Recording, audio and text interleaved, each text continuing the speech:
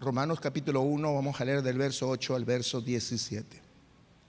Primeramente, dice el apóstol Pablo: doy gracias a mi Dios mediante Jesucristo con respecto a todos vosotros, de que vuestra fe se divulga por todo el mundo. Porque testigo me es Dios, a quien sirvo en mi espíritu en el evangelio de su Hijo, de que sin cesar hago mención de vosotros siempre en mis oraciones, rogando que de alguna manera tenga al fin, por voluntad de Dios, un próspero viaje para ir a vosotros.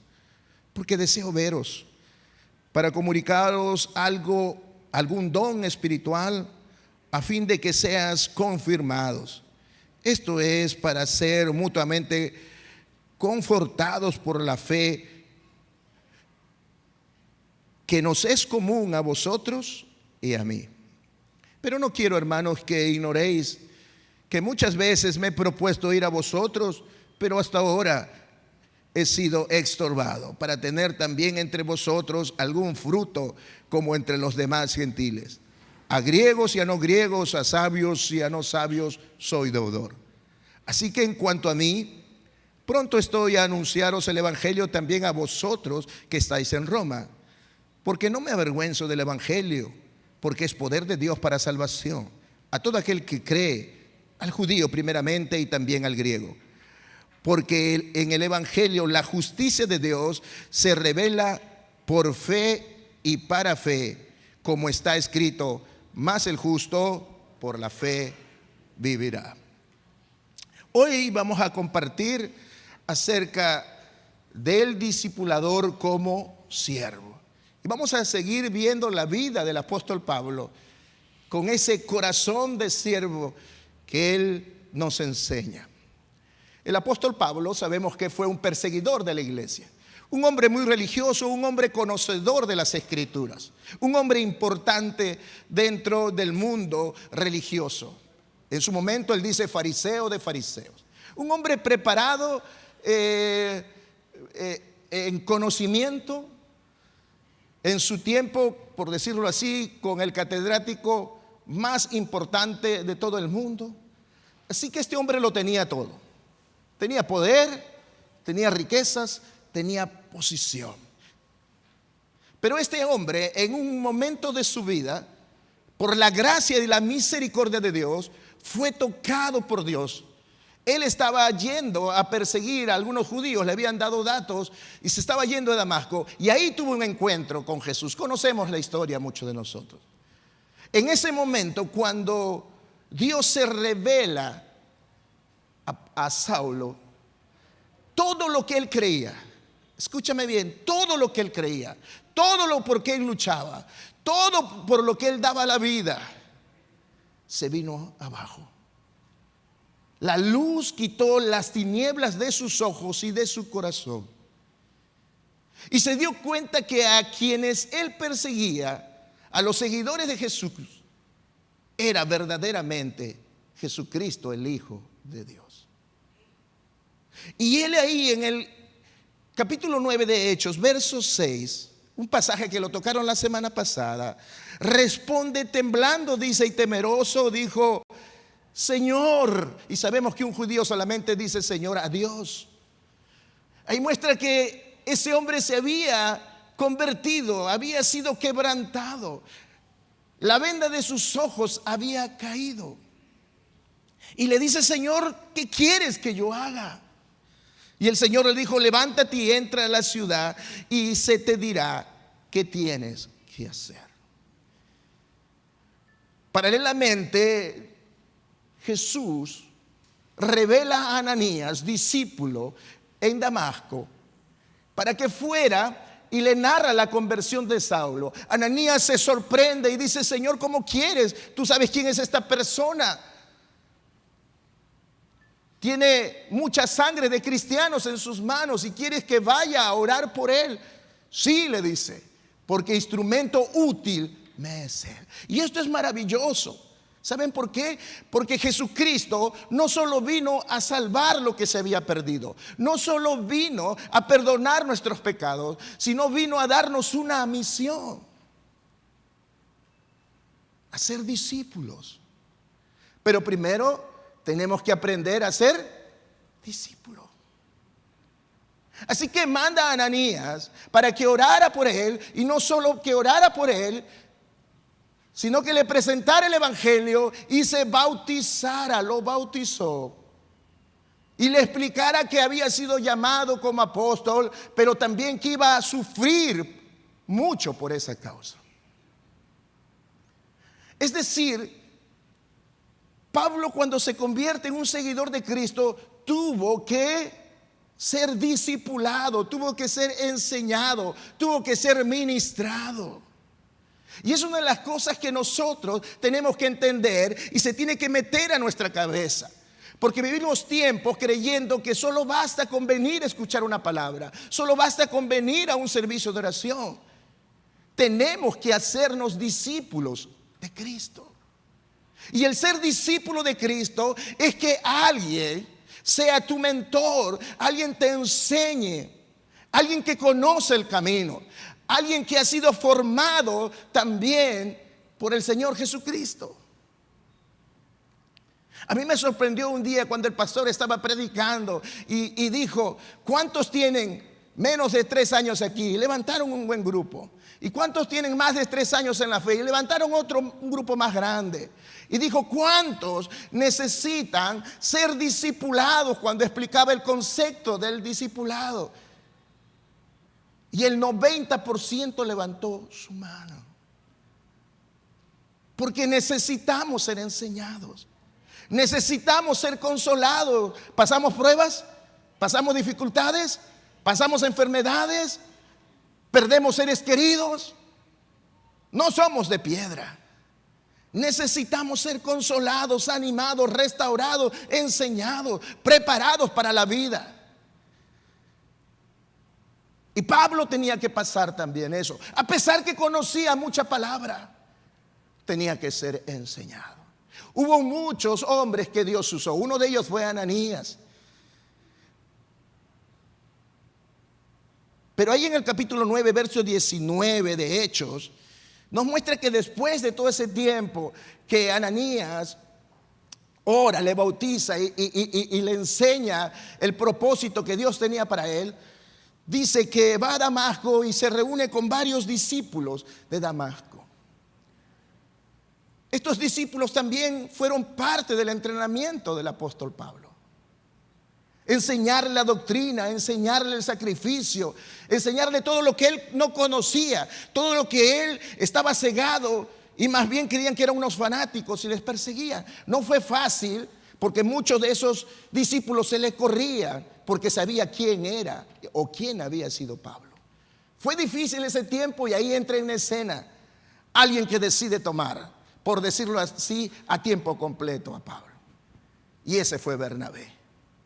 Por espacio de 3 años comienza a ser su mentor, a discipularle, a enseñarle. Iba con él daba su testimonio, cómo había sido su conversión. Y comenzó a cumplir por 3 años la misión que Dios le había dado: predicar a los gentiles. En el capítulo 9, del verso 26 al 31, ahí vemos ese trabajo de Bernabé. Pero Dios siguió usando a otras personas más. Después de 3 años, dice Gálatas capítulo 1, verso 17 al verso 19, dicen palabras del apóstol Pablo: ni subí a Jerusalén a los que eran apóstoles antes que yo, sino que fui a Arabia y volví de nuevo a Damasco.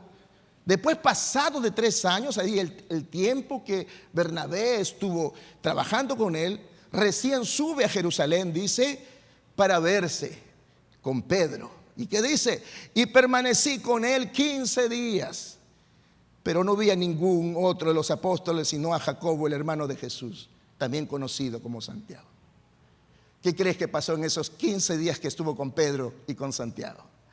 Yo me imagino, conociendo un poco el corazón del apóstol Pablo, y ahora tocado por el Señor, estaría ahí mañana, tarde y noche preguntándole cómo fue esa experiencia con el Mesías, sus enseñanzas, los milagros que hizo, cada circunstancia, y como una esponja asimilando el corazón del evangelio para formar en él a un discipulador.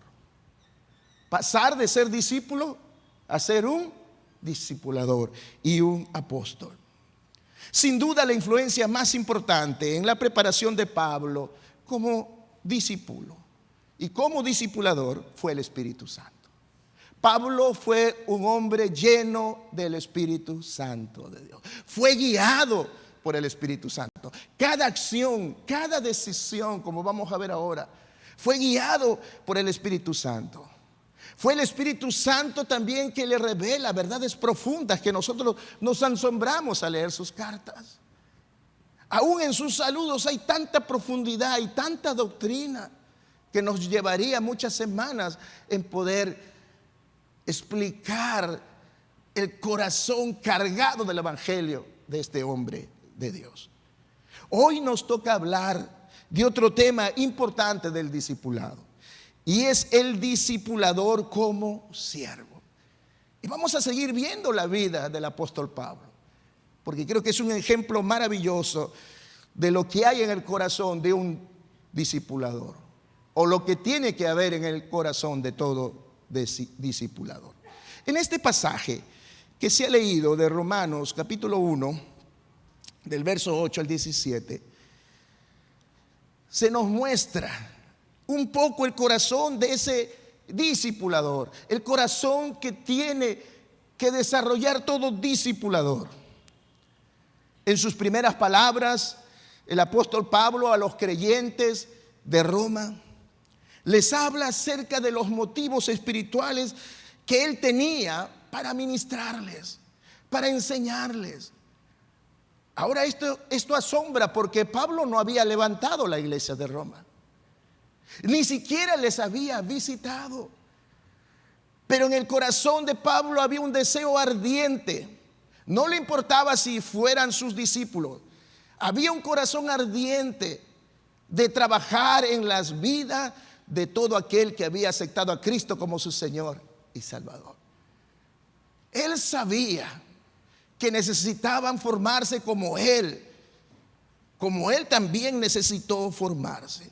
Y eso muestra ese gran corazón que tenía el apóstol Pablo. En el verso 8 al 15 de este capítulo, Pablo va a dar respuestas a dos inquietudes que tenían los creyentes en Roma. La primera era ese profundo interés que tenía por ellos.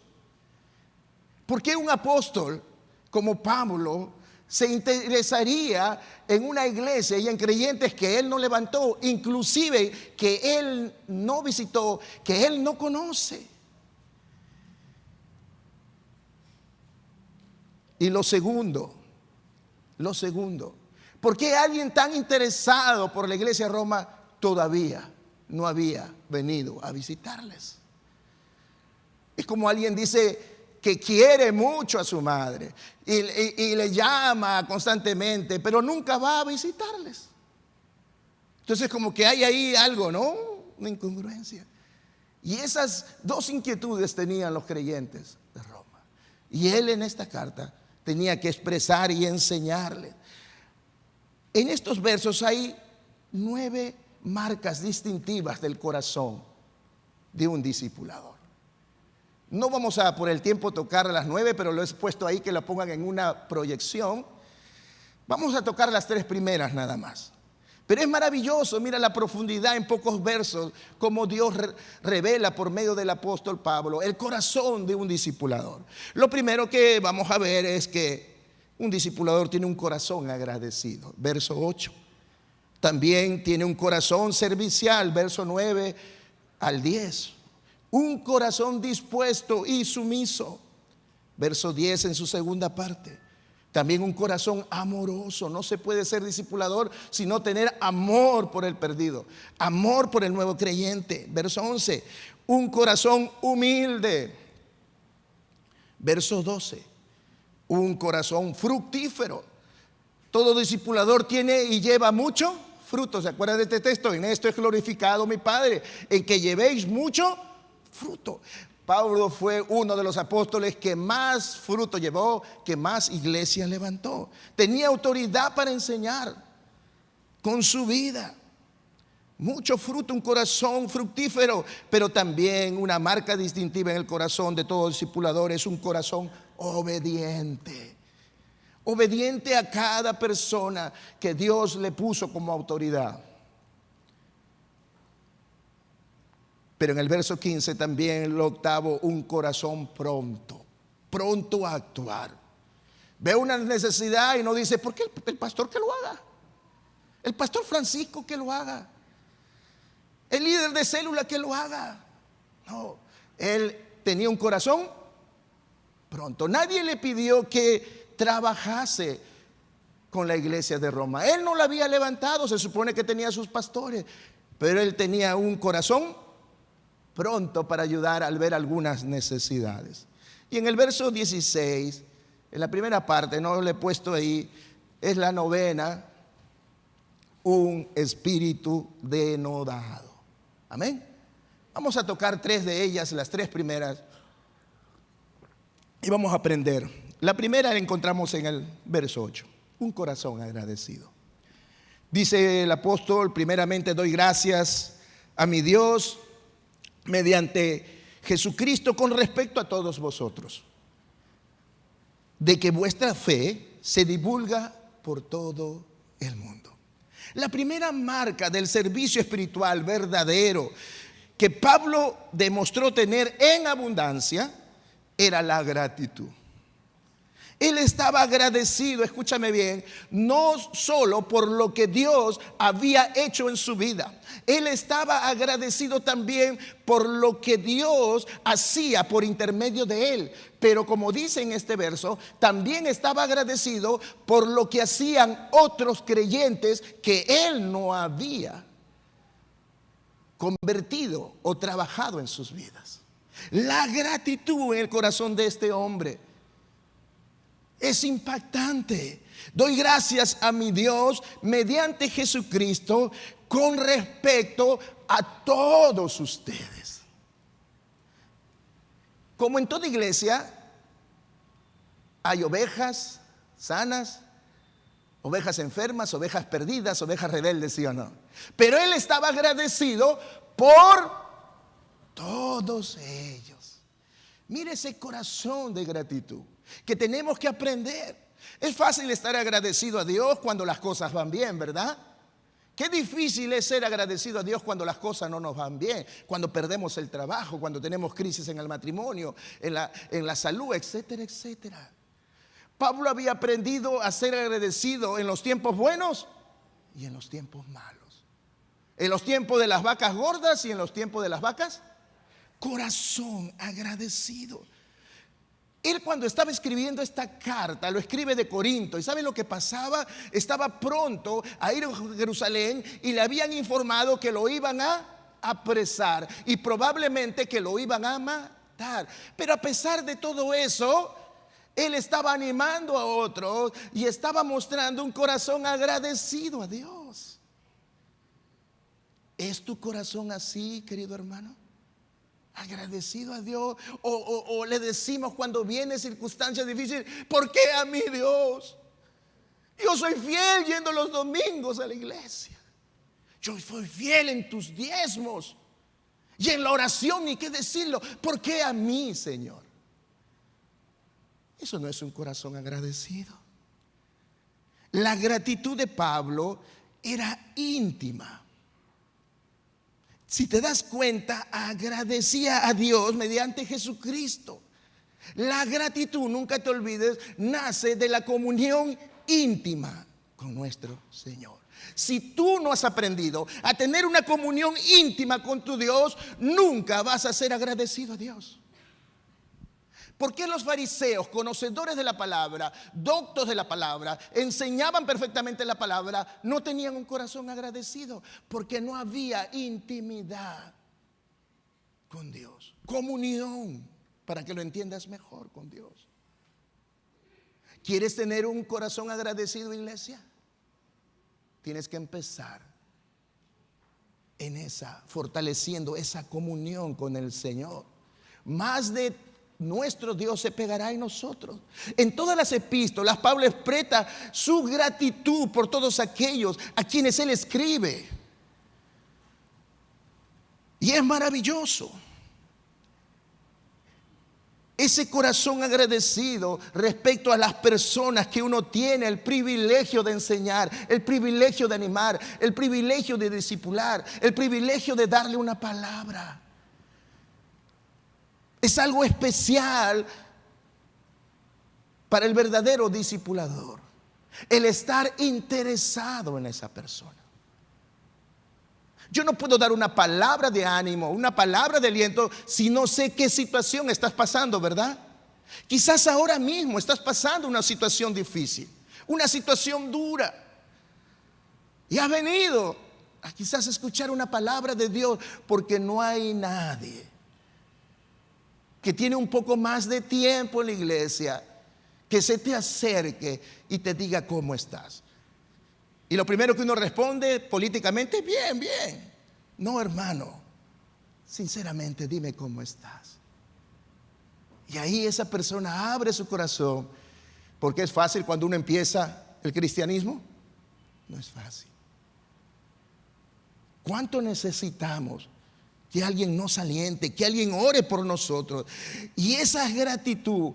Pero la gratitud de Pablo, que lo expresa en este pasaje, también era porque había oído que estos creyentes de Roma, su fe era muy profunda y estaba siendo conocida en todo el mundo. Por eso que empecé diciendo, la gratitud de Pablo no solo era por lo que Dios había hecho en su vida, por lo que Dios lo había usado para ministrar a otro, sino se maravillaba y agradecía a Dios por lo que Dios hacía en otros creyentes. Hoy en día hay muchas iglesias que son conocidas por su pastor, porque su pastor es muy popular, está en la televisión. Es conocida por la iglesia maravillosa, por su estructura. Es conocida por la riqueza quizás que tiene esa iglesia. Pero esta iglesia en Roma era conocida por su fe. No te dejes impresionar por las cosas externas, hermano. Sea agradecido a Dios no por las cosas externas. Y eso sácate de tu cabeza. No seas agradecido porque tienes un carro, una casa. Sea agradecido por los frutos del Espíritu que Dios está trabajando en tu vida. Y por lo que Dios está trabajando en la iglesia. Hay muchas cosas que tenemos que ser agradecidos y no le hemos dado gracias a Dios. Por cada líder celular que Dios ha levantado. Por cada hermano que con esfuerzo está perseverando y tratando de perseverar en los caminos de Dios. Porque su situación es muy difícil. Por eso estaba agradecido a Dios. Y eso solamente sale de un corazón, de un verdadero corazón discipulador. Porque Dios había tenido gracia y misericordia de él, ¿o no? Sí. Un corazón agradecido con respecto a la persona que uno tiene el privilegio de servir. Trae regocijo. Cuando llegué a Pisco, estuve 5 años trabajando ahí. He llegado después de 7 años. Después de 7 años he visitado la iglesia. Y mi corazón se regocijó. ¿Y saben por qué? Porque la gran mayoría que dejé, un 90% ha perseverado. Me acuerdo y cuando subí al púlpito comencé a agradecer trayendo a la memoria muchas cosas. Me acuerdo de una de ellas, que un matrimonio iba con su hijo adolescente, de esos hijos así rebeldones, de esos hijos que no quieren ir a la iglesia, de esos hijos que obligados van a la iglesia. ¿Cuántas veces este hermano con su esposa decía, pastor, no sabemos qué hacer con nuestro hijo, por favor, pastor, háblele, no? Y cuando llegué, se me acerca él, alto, grande, me dice, ¿se acuerda de mí? Yo al toque me recordé de él, le di su nombre y su apellido. Él estaba tocando el teclado en la iglesia. ¿Cómo no estar agradecidos por Dios? Y ver a otro grupo grande que ya no conocía, que Dios levantó en esos 7 años. Gratitud a Dios. El esfuerzo no fue en vano. Maravilloso. Gozosos ellos recordando muchas experiencias maravillosas que teníamos. La segunda marca distintiva lo encontramos en el verso 9 y la primera parte del verso 10. Dice: porque testigo me es Dios, a quien sirvo en mi espíritu, en el evangelio de su Hijo, de que sin cesar hago mención de vosotros siempre, esa palabra, siempre en mis oraciones. La segunda marca es un corazón servicial, un corazón comedido. Aunque él estaba agradecido por lo que había logrado haciendo la obra del Señor, él también tenía un interés profundo de enseñar y de ministrar a estos hombres y mujeres de Dios de la iglesia de Roma, que su fe era conocida por todo el mundo, pero que veía que había algunas cosas que tenía que enseñarles porque no la estaban entendiendo. Si nosotros leemos, se predicó muchos meses acerca del libro romano, es un libro maravilloso. Y como Pablo escribe esta carta tan profunda para esta iglesia que él no había levantado. Escúchame bien, la adoración suprema que un creyente puede ofrecer a Dios se da en el contexto de un servicio consagrado. Ese corazón servicial mostraba ese corazón adorador del apóstol Pablo, ese servicio consagrado, puro de corazón.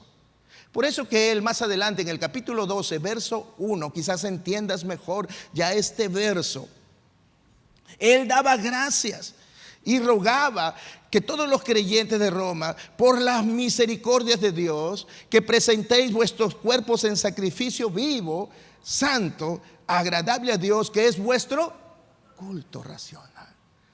La verdadera adoración tiene que ver con ese corazón de servicio. Yo no puedo decir que soy un adorador y no sirvo a los demás, y no tengo un corazón comedido para los demás. Escúchame bien, la adoración y el servicio en el corazón de Pablo estaba tan profundamente ligado que no se podía separar. Para Pablo, escúchame bien, la adoración era un acto de servicio, y el servicio para Pablo era un acto de adoración. Qué tremendo. ¿Lo entendiste? Para Pablo, la verdadera adoración era un acto de servicio, y el servicio que él hacía era un acto de... Ese es el corazón que Dios quiere que tú y yo tengamos. Adorar no es cantar aquí en tu casa y gozarte con las letras maravillosas y remolinear ahí y dar vuelta.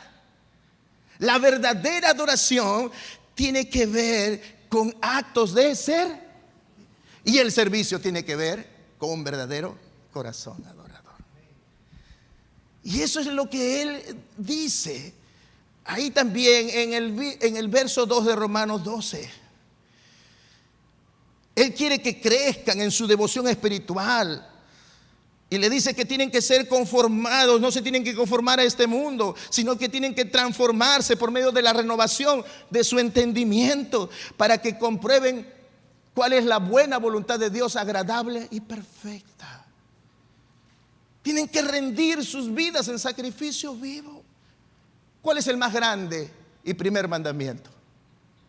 Amarás a Dios con todo tu corazón, con toda tu alma y con todas tus fuerzas, y a tu prójimo como a ti mismo.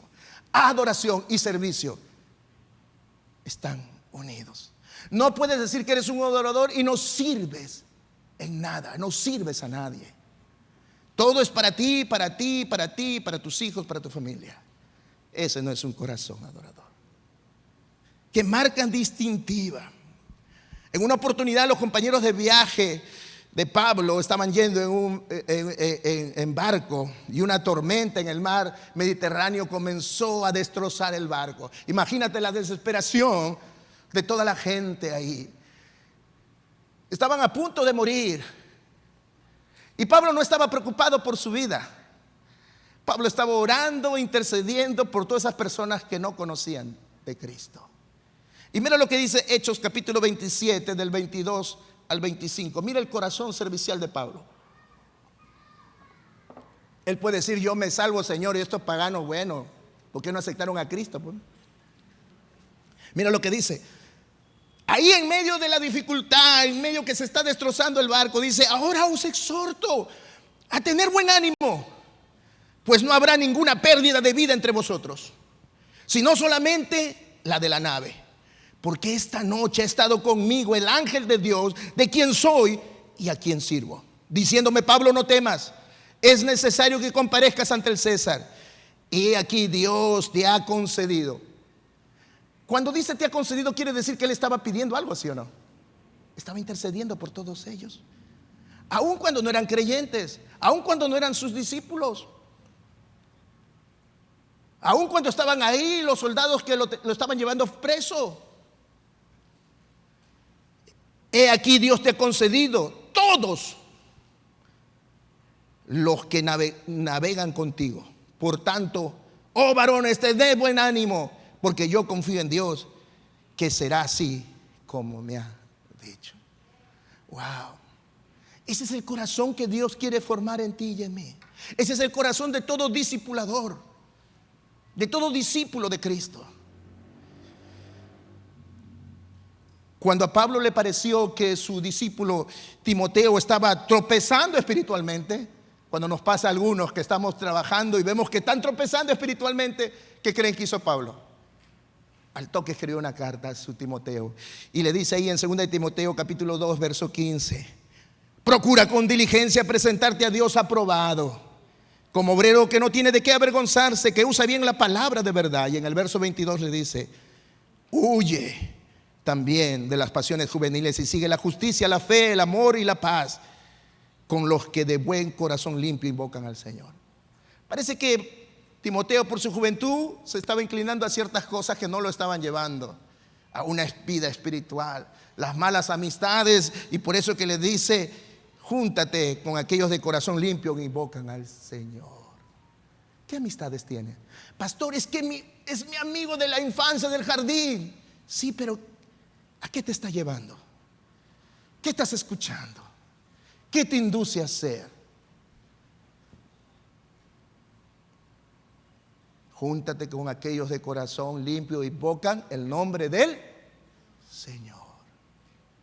Y cuando seas maduro, como Pablo, recién vas para hacer luz a aquellos que están en tinieblas. Ese corazón servicial de estar presto, mirando no solo a sus discípulos, sino mirando a iglesias que él no había levantado. ¿Cuánto de eso las iglesias en Ixca deberían aprender? De romper esas barreras y de poder estar quizás predicando los pastores en otras iglesias. ¿Sabe cuál es la bendición que tiene esta iglesia?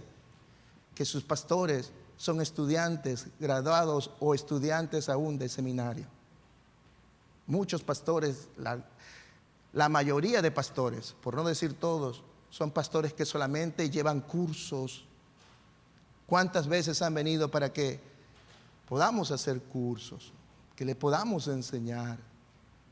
Creo que se debería romper esas barreras, porque la iglesia de Cristo es una sola, amén. Y Dios nos dio dones para bendecir al cuerpo de Cristo. Oremos por eso, para que así cuando nos piden usar este templo grande, también nos pidan, como dijo el pastor en su momento en una reunión aquí: espero verles y hacer un ayuno juntos con todos ustedes, pastores, una vigilia. La invitación está dada. Ese es el corazón de servicio. Él estaba interesado por los santos de Roma, a pesar que él no los había levantado. Aunque él se regocijaba y daba gracias por esto, por la fidelidad de estos hermanos, también sabía que la fe más firme flaquea. Y por eso que él no quería que esta iglesia bonita que se estaba levantando flaquee. Y sabía que necesitaba levantar y formar ciertas columnas doctrinales para que cuando vengan los ataques del enemigo y de los judaizantes, ellos permanecieran firmes. Ese corazón, viendo la necesidad de los demás, es algo que creo que Dios tiene que despertar en ti y en mí. Cuando alguien no está aquí un mes, 2 meses, no decirle y visitarle: oye, ¿por qué no vienes a la iglesia? ¿Qué pasó? ¿Ya estás en el mundo? Sino decir: hermano, hermana, se te extraña. Y quizás te abra su corazón. Quizás perdió el trabajo y no hay dinero para venir a la iglesia. Está trabajando de sol a sol. Y nosotros juzgando, criticando. Corazón de servicio. ¿Cuántos hermanos estarán en el hospital y ni siquiera enterados y no les hemos visitado? Es importante lo que Pablo nos está haciendo. Y él oraba por ellos.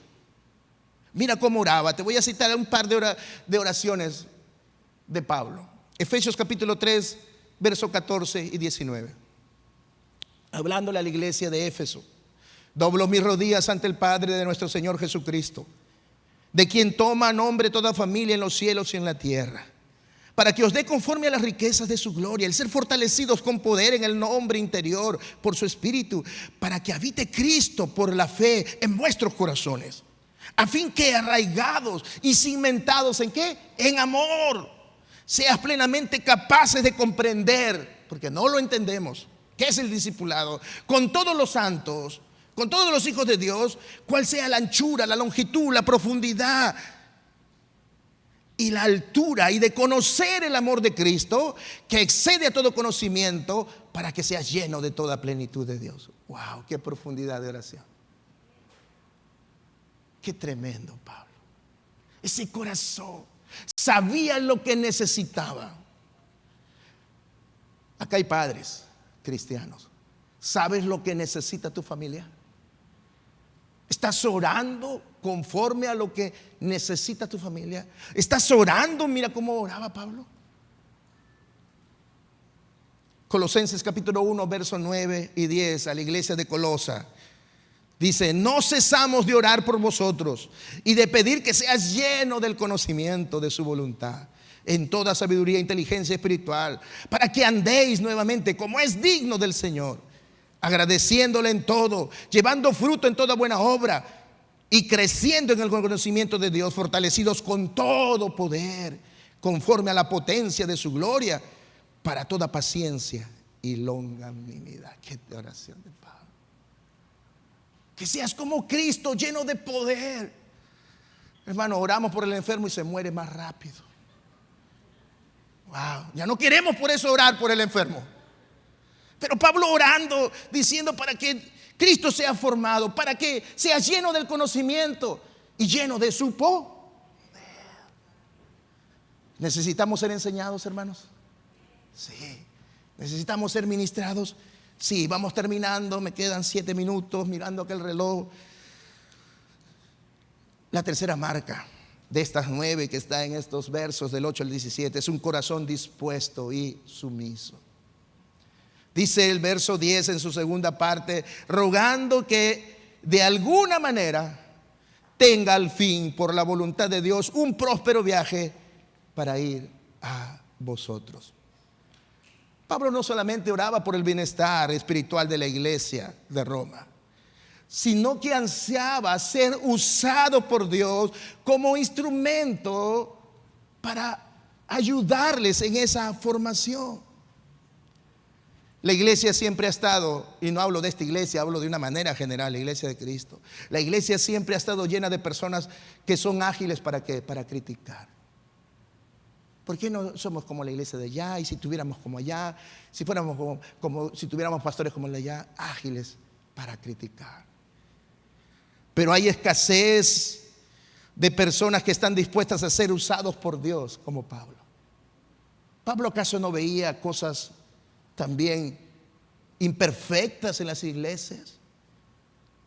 Pero él estaba pronto para no criticar, sino ayudarles a que puedan crecer y levantarse en el conocimiento y en la integridad de Dios. Yo aprendí a muy tierna edad que no somos Dios para criticar. Porque cuando criticamos nos creemos ser Dios. Porque con la misma vara que midas, serás medido. Y si Dios te muestra algo que no está correcto, es para que ores y seas tú parte de ese cambio y de esa transformación. Y de esa debilidad, porque somos hombres, somos humanos.